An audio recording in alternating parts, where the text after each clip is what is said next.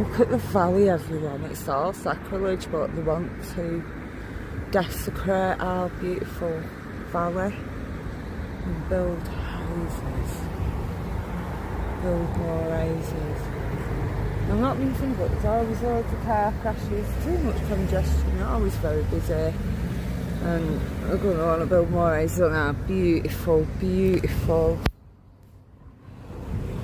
That is our beautiful valley that we want to build houses on. It's just sacrilege, there's trees, there's loads of wildlife, protected species. Oh, people don't want that to happen to our greenbelt space, do they, guys?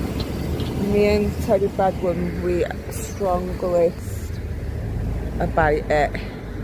Strongly.